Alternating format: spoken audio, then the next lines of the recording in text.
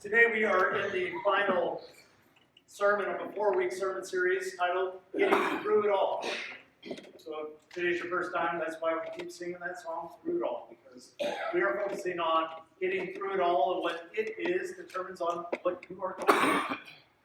But just like you, Jesus had a lot of challenges and difficulties to get through. So the major idea of the sermon series is that we can look to the life of Jesus. In particular, we've been looking at the last week of his life, which in fact was the most difficult week of his life, to draw some lessons from his life that you might apply to your life.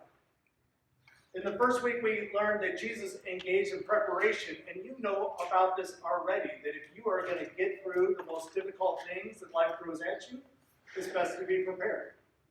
In the second week, we looked at expectation, because your expectations will determine how you feel about what actually happens. And one thing we know about expectation is that unrealistic expectations lead to very real disappointment and pain. Last week we looked at concentration, finding your focus, because when things get really, really difficult, when the temperature rises, staying focused on what will really help, what will really pull you through, is what is most important. Now, if you have any interest to hear the messages that corresponded with those 3 big ideas, you can go to our website, myfaithucc.com. There's a little icon, if you scroll down the homepage that says YouTube, you just click on that, and we actually have a YouTube page. So you can go ahead and revisit those messages. If you missed one, you can go hear what they were. If you liked one, you might share that with somebody to help spread kind of what we're doing here, what we're focused on at our church. Today is about verification, dealing with your doubts, because let's be honest, you got some doubts. All of us do.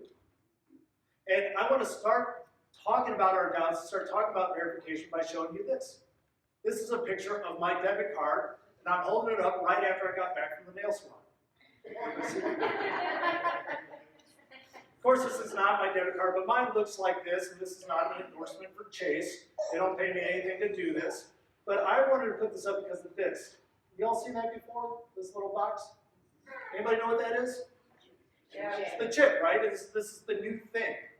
And this is first started in Europe, and now we're seeing it on all of our credit cards and our debit cards. And the reason we have this is because people have figured out how to steal our financial information from that old method of the slide, right? So this is an added level of security or verification to say that the person who has that card is really the person who has that account that the money's going to be taken from. And this got me thinking. I mean, I came up with this at the line at Kroger, right? And I started thinking, our lives are full of all sorts of moments of verification. Every time you go to the grocery store, every time you go to the gas station, when you swipe it, you got to put in your zip code, right? I mean, I don't know how that helps, but you got to put in your zip code.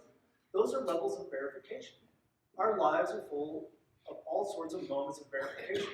When you get on the internet, if you're to do your banking there, or you pay for like a news site, you have to log in, put in your password, because they want to verify that you are who you say you are. And as we look at life, we see that there's different levels of verification, right? I took my daughter to the library, and they actually allow a 4-year-old to get a library card, which is kind of ridiculous, right? I mean, she doesn't have a wallet. How can she need a library card? And so that leads to the first insight about verification. The greater the importance, the greater the need for verification. Library card, library books, not a whole lot of verification needed. But if you're to take out a loan for a home, all sorts of verification, right? If you're to try to get back into our country, if you are to go to the B&B, where you have to actually bring mail in to prove that you live where you live, right? There's different degrees of verification. And this is a really important factor, because the level of verification corresponds to the importance of the matter. And one place where you've experienced this is in the hospital. It's in a healthcare environment. Because when you go into a hospital and they give you medicine, or they put you under and they're going to do some surgery on you, you want to be pretty assured that there's been quite a lot of levels of verification that they've gone through. Before I allow somebody to do surgery on me, I want to know that that doctor has both been vetted and that they've done studies and research on that procedure that they're planning on that. I am hoping for it. That is why when you have a medical plan that's put out in front of you, when you're told, if you do this, and you do that, and you stop doing this, and you come to these appointments, everything should be okay. And when that plan doesn't work out, it's incredibly hard. It's one of the hardest moments of our lives. Because we know that they have evidence that this works, but we were thinking that they had proof. We wanted it to be a certain thing. And when it's not certain, when things don't go out as planned, it is not just a medical issue any longer, it's become a spiritual issue. In fact, when I was a chaplain at Methodist Hospital, I had some really wise nurses that would make a point to always direct me to the patients who were relapsing or had a surgery that didn't go right or some other sort of reoccurrence when the medical plan did not work out as they had hoped. Because all of a sudden, the uncertainty of the world is pressing upon those people, and that leads to a spiritual struggle. When we talk about these ultimate things like life and death and our health, we get into the spiritual realm. We get into the neighborhood of religion. We're talking about ultimate things. And one of the challenges about talking about ultimate things, about the things that matter most, life and death, the meaning of life, what's going to happen after this is all done, we are in a very uncertain territory. And we would like to have proof, but all we have is evidence. And so what we do is we collect the evidence and we build that into a belief system. And those belief systems are what we call religion. And religion can be really, really helpful. It can bring life. It can build places like this and create a community where you can connect. So religion can be a really positive thing, a way to deal with the uncertainty of life, a way to add a level of verification. But religion also can have a dark side. It can become a thing where the beliefs that we have, we become so certain about them that we hold on to them even when they are no longer life-giving. We can begin to worship our religion about God rather than God himself. Jesus confronted this sort of thing in a lot of different ways. I could have picked a bunch of different scriptures, but here's one from Matthew.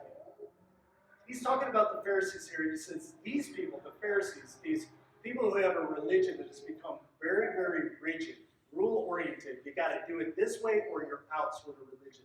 So these people, they honor me with their lips. They talk about me all the time. They talk about God all the time. But their hearts are far from me. Their worship is a farce. Their worship is not true. It's fake. For they teach man-made ideas as commands from God. They're looking for verification. They're looking for something certain. And they've touched something that has to do with God. They've created this belief system, but they've then added to it. And their own beliefs about God have become the primary thing. They've begun to worship that. And they leave no room for questioning. And therefore their hearts have gotten far from God.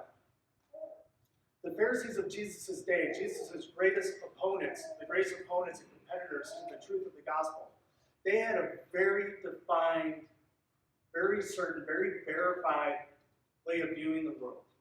And there was very little, if no room for questioning. And this leads to another insight about verification. Our desire for verification can lead to forced indoctrination. That this is where the religion that comes, or the belief systems that come from us trying to verify or find some truth about God can lead into this forced indoctrination. What I mean by that is not the teaching of doctrine or ideas, but the forced teaching, the saying, it's this and only this, do not question it. If you question it, then you're out. And it's this kind of religion, whether you've had a personal experience with it or you just have heard about it, you've heard other people talk about it, it tends to turn us off. Some of your doubts probably come from this sort of forced indoctrination, the more fundamentalist kind of religion that says there's no room for questioning. There's no room for doubts. One of the hardest things that I saw in the hospital was people who were going through a really hard time. And they prayed and they'd done things right, and then a bad thing happened. And they said, well, I can't question God. I can't express my doubts. And I'm sitting there thinking, how could you not? I could see the emotion. I could see the pain. I could see their need to call out and tell God how they really felt. But they were unable to do so because they've been told their entire life that it is this way and do not question it. Do not doubt. And there's a dishonesty to that. It starts to take life away rather than give it. Gratefully, in our tradition, and I'm both talking about the United Church of Christ, which has a strong tradition of entertaining doubt, and the Christian tradition in general, there's all sorts of stories that address the reality of our doubts, because doubts are a natural part of living. It's part of faith. So the story we're going to look at today is the story of Doubting Thomas. He got this name because he expressed his doubts. And what you need to know before we jump into the scripture is that this is after the resurrection, right? So Jesus has been arrested. He's been beaten to an inch of his life. He's been strung up on a cross publicly in a brutal manner. And now all of his disciples are in hiding. And they're in hiding because of the same reason you would be in hiding, because you'd be fearful if your leader got arrested and beaten, that they might come for you next. So the disciples are hiding out in this room with the doors locked. And prior to the scene that we're going to look at, Jesus had appeared to a group of the disciples. And he showed up to them and provided them verification that what he had said would happen actually did happen, because Jesus had prepared his disciples for his death and resurrection by teaching about it. He said, I'm going to die, but in 3 days later I'm going to be resurrected. And a group of disciples had received that verification by Jesus showing up in person going, look at the wounds on my hands. Check out my side. It's me. Be assured. And so the disciples are assured, and they are feeling like you would feel. They're full of excitement. And they go and they tell Thomas, hey, Jesus indeed has risen from the dead. Everything that he said is true. Our God is a resurrecting God. Our God is a God that brings life out of death. There's always reason to hope. And here we pick up with Thomas. Now, Thomas, one of the 12, was not with the disciples when Jesus came. So the other disciples told him, we have seen the Lord. Right? They're very excited. And Thomas replies, unless I see the nail marks in his hands and put my finger where the nails were. Let's pause there for a second. Sometimes the tragedy of life, the difficulty of life, you need more than just somebody telling you that it's going to be okay. You need more than just their personal testimony. It is nice to hear that they've experienced the risen Lord. It's nice to hear that they were at one time down and now they found new life. But sometimes in your life, you need to put your finger right on it, right? Thomas says, I need to see. I need to put my finger, I need to touch him. And not just that, I need to put my hand into his side. And if not, I won't believe. Now, you might know the story of Jesus. When he's up on the cross, it looks like he has passed away. But to make sure that he is actually dead, a Roman soldier takes a spear and he pokes it into Jesus' side. And it punctures his lung and his heart, and water and blood spill out. It's gruesome. Right? Sometimes we forget how gruesome this is. The smells and the texture and the sight of it. And Thomas is going right in there. I need to touch the wound. I need to put my hand in his side. This is more than an intellectual thing. I need to touch it. It's on an emotional level too. Unless I get that kind of information, I will not believe. And Thomas right here, as uncomfortable as this might be, he points us to an important truth about our doubts. Faith requires a trust that God can handle your doubt. Faith requires a trust that God can handle your doubt. Thomas, he expresses his doubt. He doesn't hold it in. He says, yeah, that sounds great. I want to believe that. That's hopeful. I'm glad you guys are excited. But I need more evidence. I need to touch it. I need to see it. Your word is not enough. I believe you guys, you're wonderful, but it's not enough. I need more than that. This brings us to the first principle for your life and mine about dealing with your doubts. It's simply express them. You need to take them to God. Because faith requires a trust that God can handle it. Quite often we hold things back because we don't believe that the person that we're going to tell it to can actually handle what we have to say. One of the greatest signs of the strength in your relationship is if you can come to somebody and you can tell them something that they probably won't like, it's really difficult, but it's the honest to God truth about how you feel. Relationships are incredibly strong when you can express those sorts of things. And God wants a strong relationship with you. And so for you to have strong faith, you gotta trust that God can handle your doubt. A week later, his disciples were in the house again, and Thomas was with them. Now this week later reveals the second thing to know about your doubts. That if you're willing to express them, both to other people and ultimately to God, then you gotta give it some time. You might not get your doubts dealt with right away. It takes a week for Thomas, it might take a day for you, it might take an hour, it might take a month, it might be a season of life. But it's going to take some time for those doubts to be dealt with. Though the doors were locked, Jesus came and stood among them and said, "Peace be with you." So here we are again. We got the locked doors. They're hiding out again. Now this time, a week later, Thomas is with them. And though the doors are locked, Jesus came and stood among them and said, "Peace be with you." Now, some of you have picked up that I highlight things that I think are really important. Can anybody see what I've highlighted on this? Exclamation point, right? I've read the scripture many, many times, and it was just towards the very end of the week that I catch this exclamation point. I think this is kind of funny. Now, let me just paint the scenario here, okay, right? You are a terrified disciple, okay? And you're in a locked room for good reason because you're scared someone's going to break in and take you away and arrest you and crucify you, right? This is the context. Think about it. And then Jesus shows up out of nowhere, right? Doesn't open the doors, doesn't knock, he just appears. And he says, "Peace be with you." And I always imagined Jesus would say that how? He'd be like, "Peace be with you. Relax, calm down." Instead, there's an exclamation point. It's as if you're sitting there and you're scared out of your mind and you're wondering if you'll see Jesus ever again, and boom, he appears and he's like, "Peace be with you." Right? I mean, it's like, what? To which I imagine, okay, the next thing you're going to see, this is my own imagination, because we don't hear what the disciples say, but I imagine they reply, "Oh, Jesus Christ, you scared us." Right? Oh my God. Right? You see where we get these phrases from. I mean, isn't that hilarious? I mean, that one little exclamation point. I mean, God has a sense of humor. Jesus said to Thomas, "Put your finger here. See my hands. Reach out your hand and put it into my side." You said you needed to touch my hands.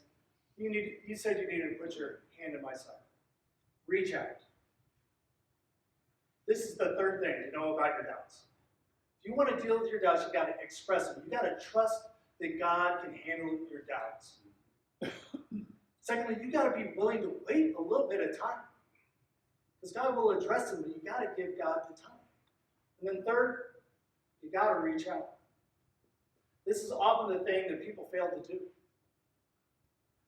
If you are 1,000 steps from God, God will come 999 in your direction, but he still wants you to step that one step. Because that's a step of trust. That's a step of faith. And if you are not willing to reach out to respond, your doubts won't be dwelt with. I've had the fortunate opportunity to do weddings for a bunch of my friends. It's one of the great perks of being a minister.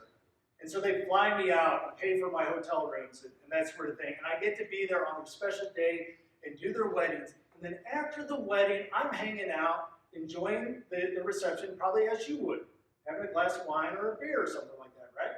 So I'm hanging there and just talking to people. And inevitably, at every wedding I've been at for a friend that I've officiated, somebody has come up to me and started talking to me about all their hang-ups with God and the Christian faith, right? And there's something about the fact that I'm friends with the bride or I'm friends with the groom, and maybe the fact that I'm drinking a beer and they didn't know a minister could do that. And all of a sudden I'm accessible, and they start just unloading all their baggage about God. And a lot of times they'll tell me something like, "I heard you're supposed to this, and I heard you're supposed to that." And I'm sitting there going, "I don't believe that. I'm No wonder you don't want to be part of religion. And they can't believe it. And on they go. And every single time it's almost the same thing. What never ever has happened. Has anybody ever come up to me and started engaging me on the teachings of Jesus Christ? It's always been about stuff the church did, or that they've heard, or that something maybe taught about Jesus, but never have they engaged one of Jesus' teachings. And so they have all these doubts about God, and I'm sitting there thinking, yeah, you have all these doubts about a religious faith that seems kind of out of line and out of whack, and I don't blame you, but you've never reached out and touched Jesus. You haven't gotten familiar with his teachings. You're not able to turn and look at the world the way he would. When an issue comes up, you're not able to respond with something that he would say. You got doubts about this whole Jesus thing, but you don't even know him. You haven't engaged in the private discipline of Bible study, of being in community with other people and talking through the scriptures. You haven't taken what you've read in Scripture and taken it to prayer and meditated on it and tried to figure it out. God has provided a way for you to deal with your doubts, yet you haven't ever engaged Jesus. He's been there, available in that book. You could blow the dust off of it and open it up and learn about Christ. There was a time in our history where you were not able to do that. Now we carry it around on our phones if you download the Bible app, which is great, by the way. Or, these people never talk to me about a mission trip they've been on or about serving the homeless. They've never engaged in that personal ministry where they can see God active in the world through the work of mercy and of compassion. God will deal with your doubts, but you also have to reach out. You got to do something. And there's an opportunity there. And some of us are wondering why we don't feel God, why God seems silent. And God's saying, hey, I have provided opportunity for you to get to know me, for you to get close to me. It's there for you. God's ready to meet you in your life, but he requires you to step one step in his direction. And then at some point, he says this to us: stop doubting and believe. He doesn't say, never doubt, or I can't believe you had doubts. How could you?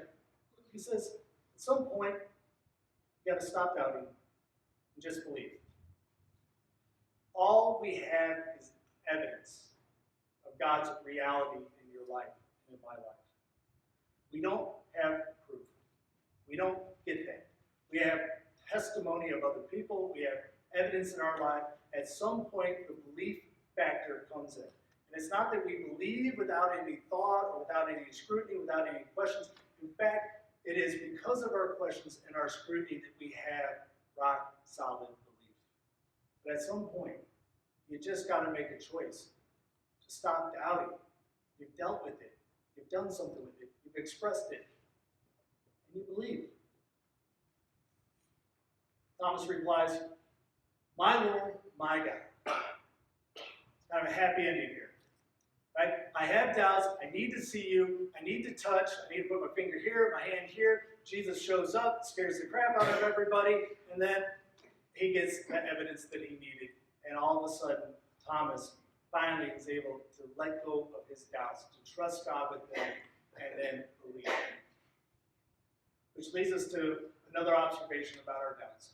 You arrive at solid faith traveling through, not around your doubts. You arrive at a solid faith traveling through, not around your doubts. You can't borrow somebody else's religion. You can't take their answers to your questions. At some point in time, you need to wrestle with the deep questions about life. Is this God thing a real thing? Put it up to as much scrutiny, as much questioning as you can. As if God was not capable of answering your questions. Sometimes we believe that. Sometimes we act that. But if our God is a God worth believing in, he can handle whatever question you have. You just got to express it. Because your solid faith is going to come by traveling through, not around your doubts.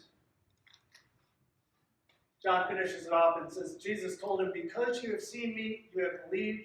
Blessed are those who have not seen me, yet believe.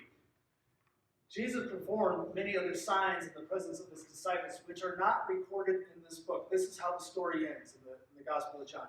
This is important. There are many other stories that were not recorded, which tells us that this story about Thomas and his doubts is essential to the life of faith. He's saying that part of the faith life is your doubts.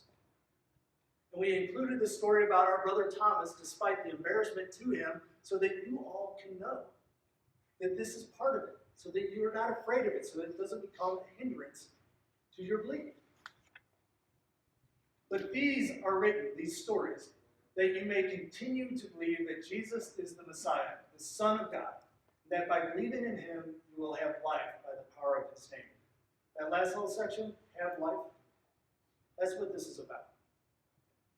Expressing your doubts, giving time, reaching out to take a hold of the evidence that is presented to you. The point of this is not being a good Christian. It's not getting entrance into heaven. It's not satisfying the needs of those around you. It is so that you can have life. God wants life to be abundant in you, because when life is abundant in you, it shines through to those around you. And God takes great pleasure in a human being living full into their lives. And so dealing with your doubts is about living. It's about life. It's about abundance. It's about joy. It's about getting through that. A few years after this, Jesus' brother James, he comments on the topic of doubt. And so far we've been looking at doubts, and they're natural, and there's something for us to deal with. And there's actually some good in it, because when you deal with your doubts and you ask those hard questions, you actually get a solid faith. You come out stronger. But James, he brings us to one of the downsides of doubt, something that is kind of a warning for us here at the very end. It says, but when you ask, when you're asking God, when you're trying to engage with God, when you ask, you must believe and not doubt. Because the one who doubts is like a wave of the sea, blown and tossed by the wind.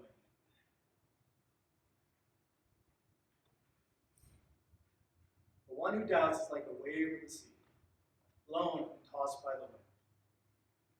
Dwelling in doubt will leave you tossed about. Now that's kind of cheesy, but that's memorable, right? Dwelling in doubt will leave you tossed about, because when you stay in doubt, when you're questioning everything and you never ever stop doubting and settle on something, when you don't find some solid ground to stand on and say, hey, I've scrutinized, I've asked the questions, I've gone through all that, and this is the answer I got, and yeah, it's not full of proof, but I got a lot of evidence, and it's bearing life in my life, it's bearing good fruit in my life. Then you got to get there at some point. Otherwise, the next difficulty that you have, the next persuasive person that comes around, is just going to bring you over here and then over there and over there, and your life is going to lack consistency, and it'll be hard to do much at all. Dwelling in our doubts will leave us vulnerable to just being tossed around by life. At some point, you got to stop doubting and believe that God is active in your life. God knows your name. God can handle whatever it is you're going through. God will walk with you as you get through it. That God is a resurrecting God. That no matter how difficult things are, that new life is always possible. Jesus says this, and this is pretty audacious, this concluding thought. Truly I tell you, if anyone says to this mountain, go throw yourselves into the sea, and does not doubt in their heart, but believes that what they say will happen, it will be done for them. If anybody says to this mountain, go throw yourselves into the sea. Some of you have a mountain in front of you, some sort of difficulty, and it feels like as if you were to pick up an entire mountain and throw it into the sea. That's the challenge. That's the difficulty.